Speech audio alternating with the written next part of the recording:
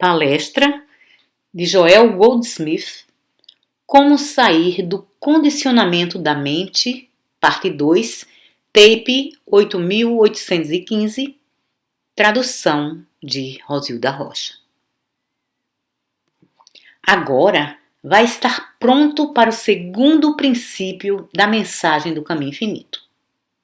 E esse segundo é o princípio mais importante no trabalho de cura. Até aqui, a raça humana tem buscado o poder de Deus para vir à Terra para parar guerras e curar doenças. E posso testemunhar o fato de que isso não pode ser feito, nunca foi feito e nunca será. Os olhos de Deus são muito puros para testemunhar a iniquidade. No reino de Deus não existe um único erro para ser vencido ou destruído. E nada pode entrar na consciência de Deus que desafie a verdade ou faça dela uma mentira. Portanto, enquanto o princípio da cura está baseado no fato de que Deus é, e que Deus é a substância de toda forma, e que Deus conhece nossas necessidades antes que nós as conheçamos, e que Deus tem grande prazer em nos dar o reino, existe ainda um passo além desse. Chamamos ao mesmo conhecer a natureza do erro. Esse é o nosso grande princípio da cura. Esse é o princípio sobre o qual estabeleci meu trabalho por 30 anos e o levei por toda parte da terra. Conhecer a natureza do erro. E vou lhes falar sobre o mesmo primeiro nesse entendimento. Não existe tal coisa como o erro pessoal. Portanto, você nunca precisa buscá-lo na consciência de seu paciente ou na mente de seu paciente. Nem deve jamais tentar descobrir o erro em seu paciente. E, acima de todas as coisas, não tente curá-lo, ou mudá-lo, ou melhorá-lo. Tudo o que estaria fazendo seria sendo guiado de volta à psicologia e à psiquiatria. Um lugar onde já existe bastante tropeço. Saia de entre os homens e seja separado. Vamos reconhecer isso. Não sabeis que vós sois o templo de Deus? E até mesmo o vosso corpo é o templo de Deus? Agora vamos assumir que essa é a verdade sobre você, sobre mim e sobre nossos pacientes e sobre todos os nossos parentes que consideramos maus. E assumindo que isso é verdade, por favor, vamos deixá-los em paz. Não vamos tentar corrigi-los, reformá-los, mudá-los ou curá-los. Vamos aceitar o fato de que vós sois o templo de Deus e até mesmo o vosso corpo é o templo de Deus. Portanto, o que fazer sobre todo esse erro, sobre toda essa má disposição, sobre toda essa loucura, sobre toda essa crueldade, sobre esses germes e doenças, sobre o alcoolismo e acidentes? O que fazer? Vamos instantaneamente impersonalizar o erro.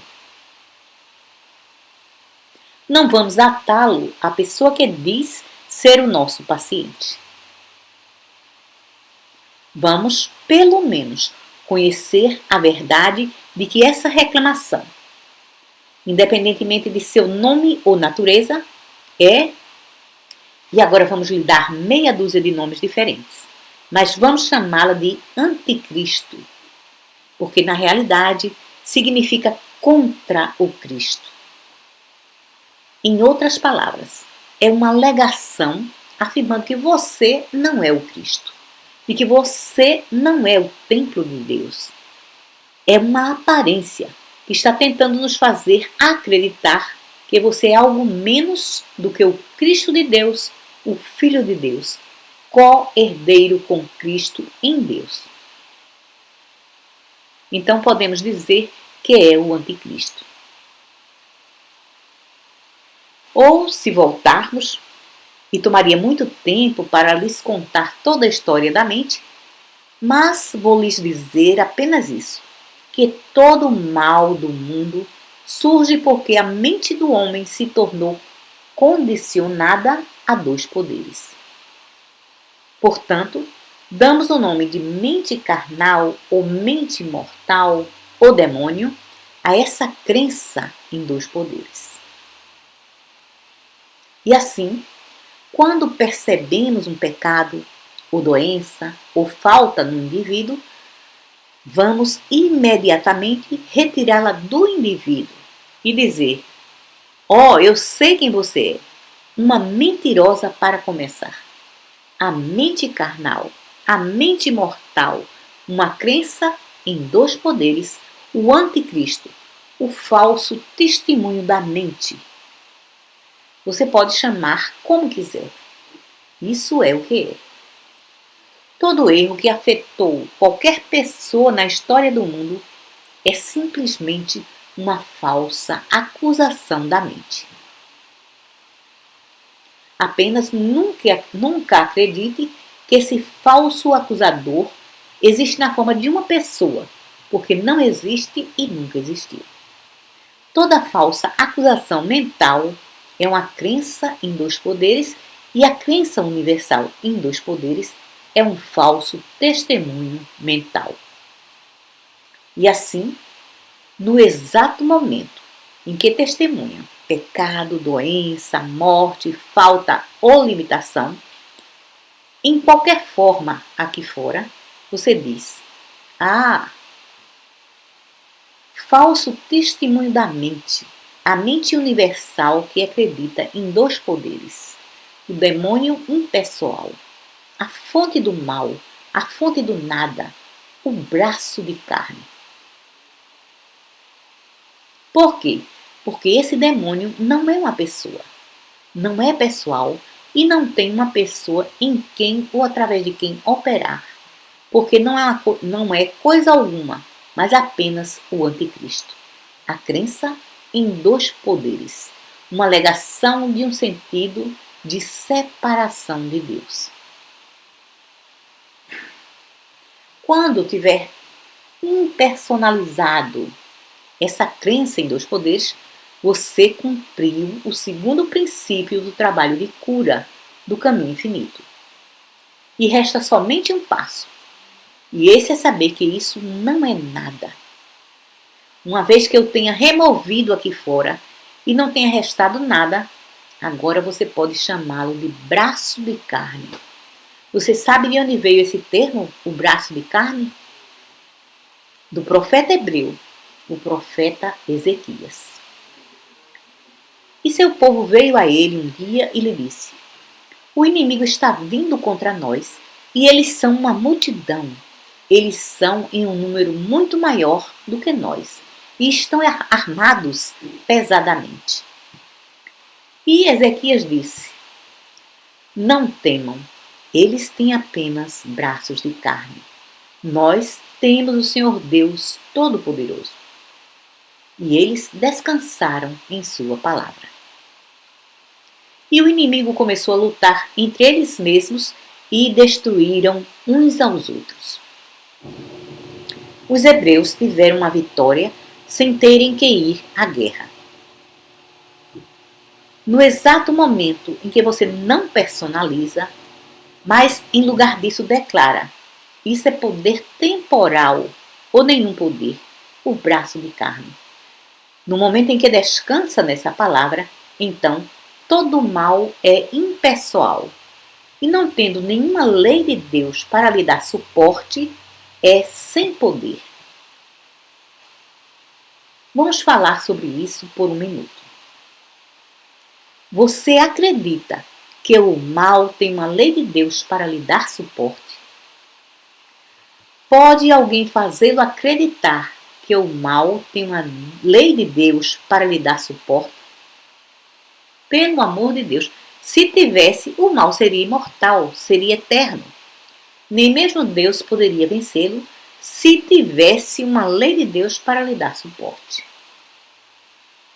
O mal não tem lei de Deus, e se você não puder se convencer disso, você não tem Deus.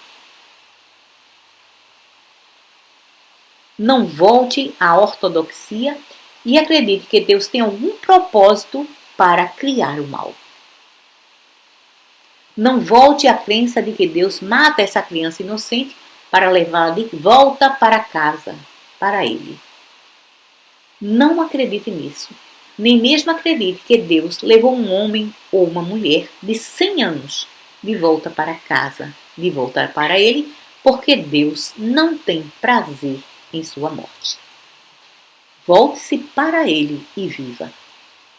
O último inimigo, bem, se é um inimigo, Deus não o criou. Deus não criou inimigos para você ou para mim. Da mesma forma que você, como pai, não criou inimigos para seus filhos, e se eles criaram problemas, foi por conta deles e não por sua causa. Assim, se nós temos problemas, não é por causa de Deus. Então, por favor, vamos dar toda a honra, glória e domínio a Deus. E então compreender que os olhos de Deus são muito puros para testemunhar a iniquidade. E, portanto, o mal, em qualquer forma, de qualquer natureza, não tem lei de Deus para fazê-lo operar ou lhe dar suporte. Então, quando pode dizer, isso não é uma pessoa má, ou uma condição má. Isso é o anticristo, isso é um falso testemunho. Isso é uma crença em dois poderes, e Deus nunca os criou. Isso estoura o balão como um alfinete, então ele colapsa. Colapsa no exato momento em que você o impersonaliza e o vê como nada.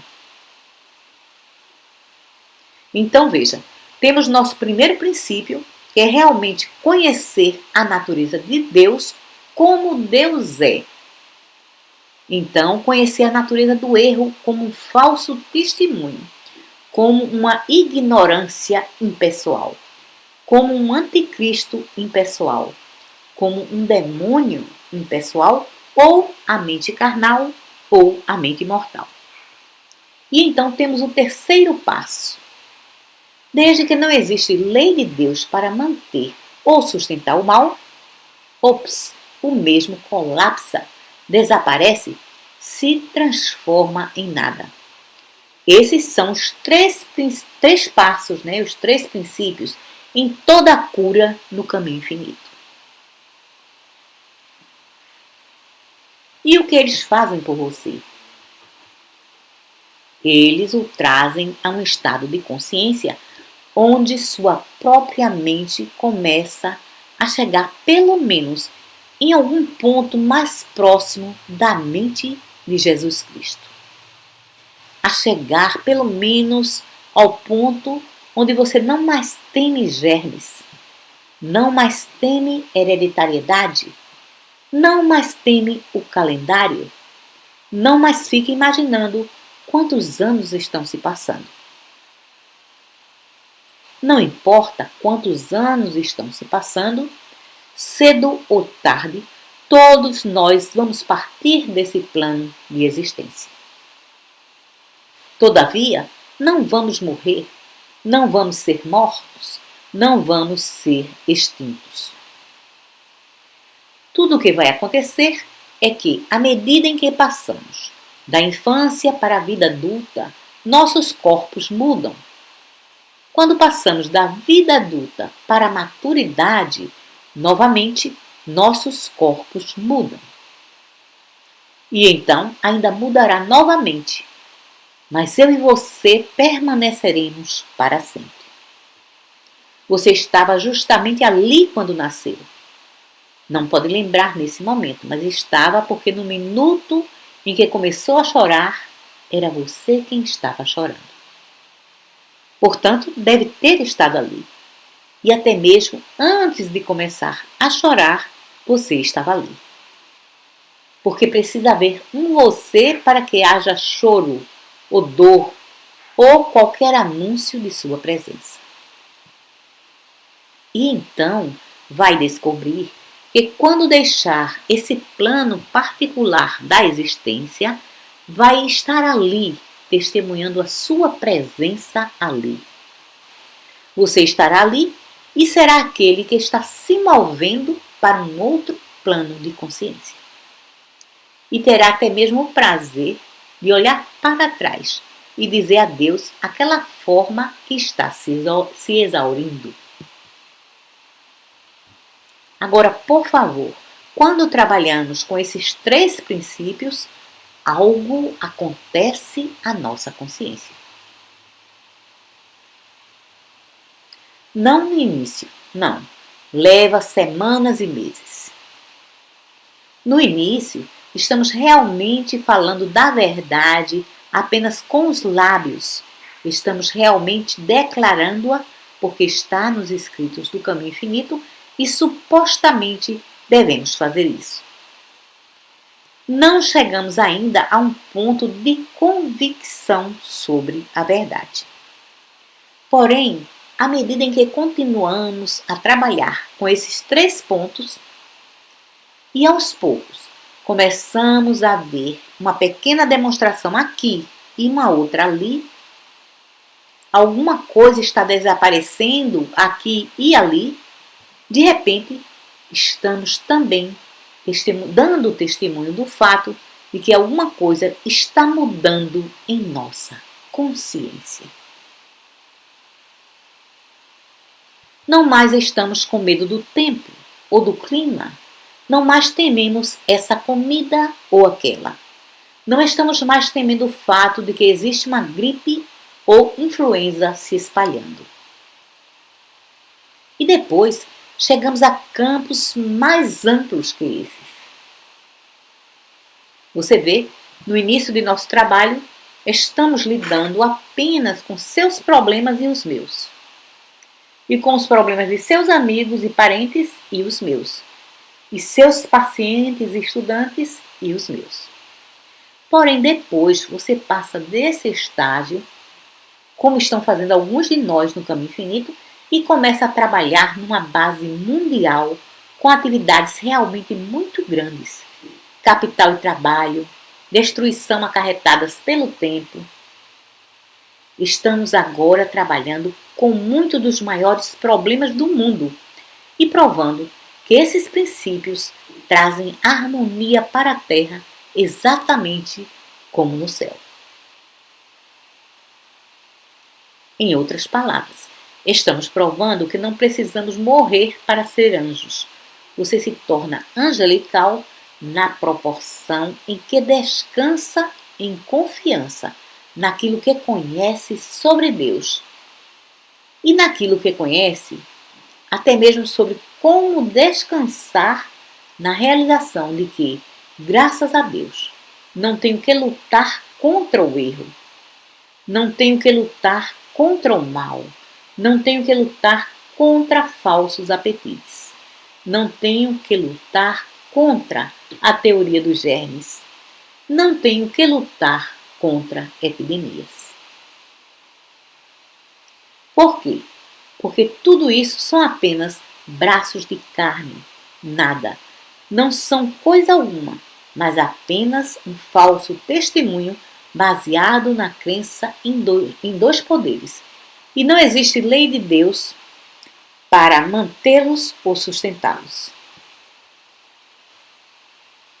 Toda a sua consciência está mudando. E então descobre que, mesmo sem saber disso conscientemente, sua vida muda e a atitude de outras pessoas em torno de você muda em relação a você, porque está trazendo uma resposta diferente para elas. E assim, gradualmente, descobre que esses princípios começam a mudar a vida de outras pessoas. Chamamos a isso espiritualizar a sua consciência. Na realidade, sua consciência já é espiritual, mas está condicionada pela crença em dois poderes. E à medida em que essa crença diminui, você tem menos da mente condicionada e mais da mente que estava em Jesus Cristo. Agora temos uma pergunta. Em sua carta mensal de julho de 1959, página 9, você nos pede para meditar 3 vezes por dia pela liberdade do mundo.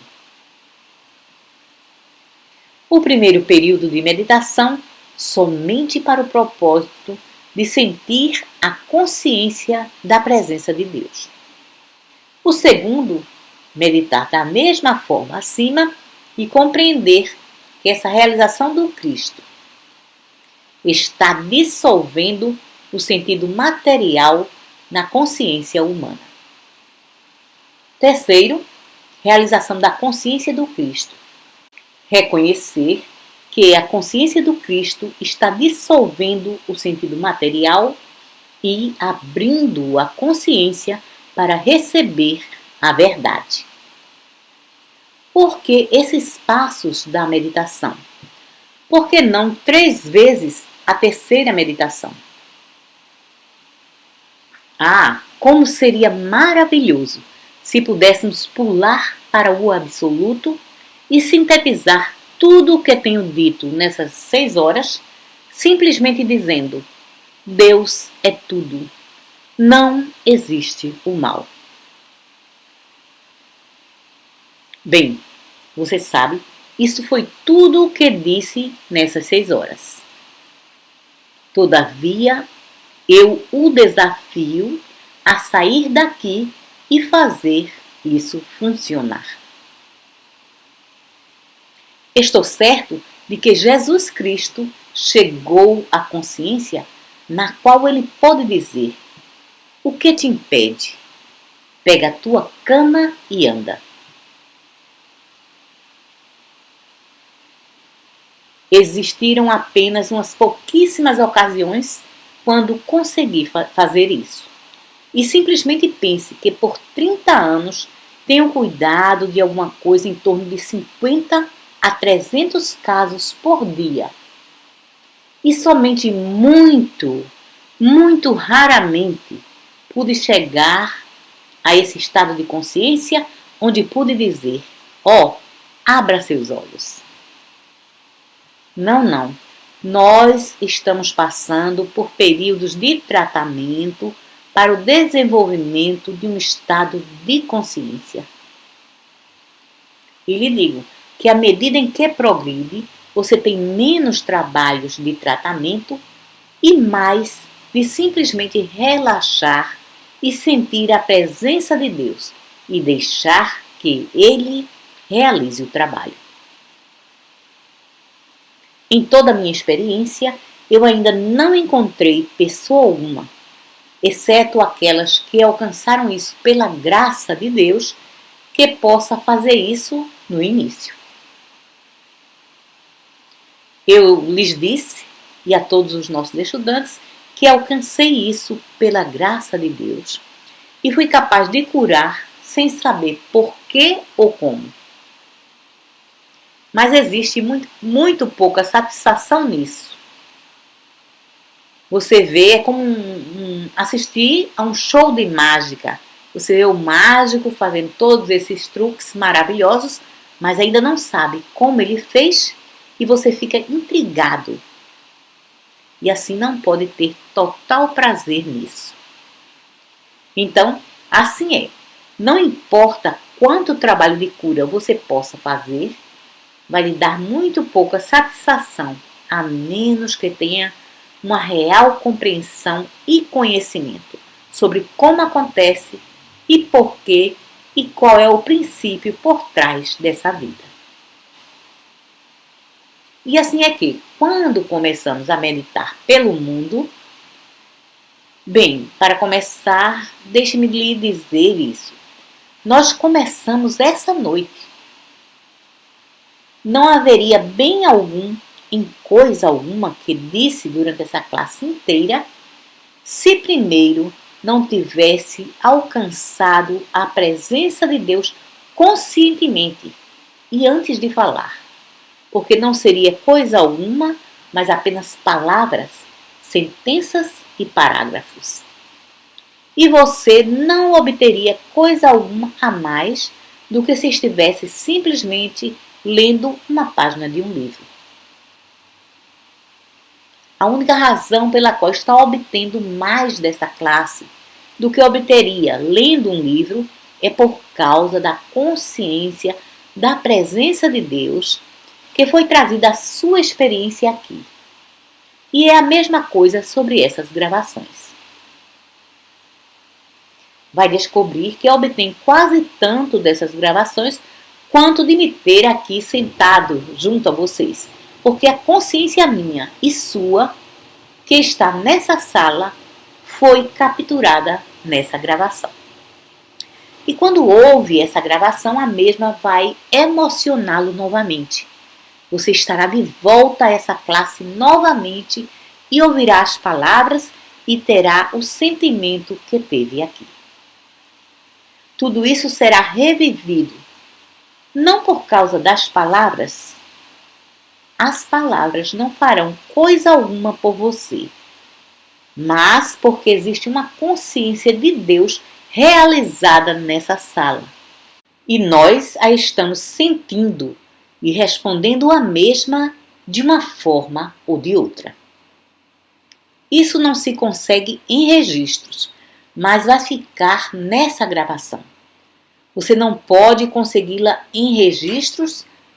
As pessoas têm tentado e tentado, mas não podem conseguir esse sentimento a partir de registros, mas pode consegui-la e na realidade isso realmente acontece nessas gravações. Como? Porque eu não conheço o segredo. Sei apenas que tenho feito gravações e nunca as achei enfadonhas ou desinteressantes, como qualquer uma poderia ser. Mas ainda assim, quando ouço uma dessas gravações, estremeço por inteiro, porque alguma coisa volta a mim. Existem períodos, quando estou ouvindo essas gravações, que as paro e digo: espere, espere, espere. Isso não veio de mim, isso veio de Deus. Eu nem sequer ouvi quando chegou a mim. E isso é o que acontece quando estamos nessa sala. Eu não viria a uma sala para dar uma palestra ou uma aula sem que antes tivesse alcançado a percepção consciente da presença de Deus. Faço isso no hotel antes de sair, mas faço novamente quando estou sentado aqui antes de começar. E se sentir qualquer desconexão, paro no meio e faço novamente. Por quê? A menos que eu esteja lhe falando através de Deus, você está ouvindo apenas um homem. O que vieram ver aqui? Um homem com vestes brancas? Ele não é bom. Ele não é bom para vocês de forma alguma. A menos que a presença de Deus seja trazida à sua percepção, palavras são apenas palavras, pensamentos são apenas pensamentos. Essa é a razão porque a base original do caminho infinito é que pensamento não é poder. Quando apresentei essa ideia pela primeira vez aos estudantes, isso chocou todo o mundo metafísico. Todo mundo metafísico acreditava que pensamento é poder. Você poderia me enviar um bom pensamento, poderia manter um bom pensamento para mim, ou bons pensamentos são poder? Isso é sem sentido. Sempre foi feita uma declaração, sempre houve um ensinamento de que pensamento é poder. Agora, eu tentarei ter um pensamento para fazer 2 vezes 2 ser igual a 5. E simplesmente ver se isso seria poder. Nunca teve poder. Não, não. Pensamento não é poder. Consciência é poder. E consciência não precisa de um pensamento.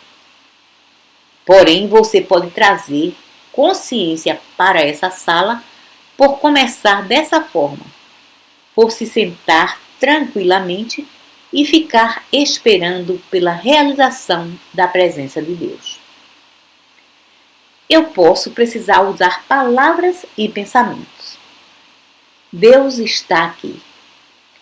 Deus preenche todo o espaço. Deus é a vida de todos nessa sala. Deus é a essência de todo ser. Deus é a substância de toda forma. A graça de Deus está aqui. A presença de Deus está aqui.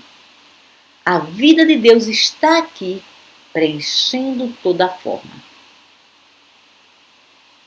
E assim, posso pensar dentro dessa linha e ter pensamentos nessa linha por algum tempo. Porém, eles não são poder. Estou apenas usando-os para me elevar, puxando os cordões de minha própria bota. Chamo a isso pressionando a bomba. E começo colocando umas poucas palavras e pensamentos.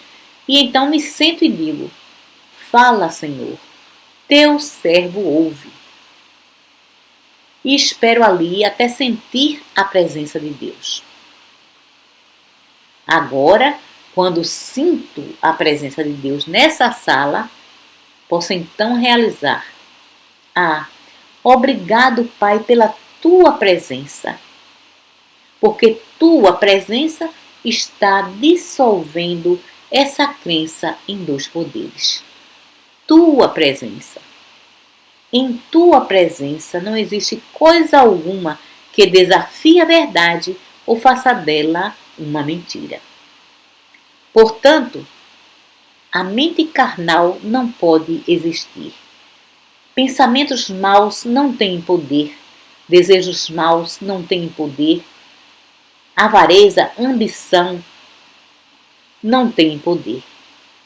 Não tem poder porque aqui onde eu estou está a presença de Deus. Está a própria presença de Deus.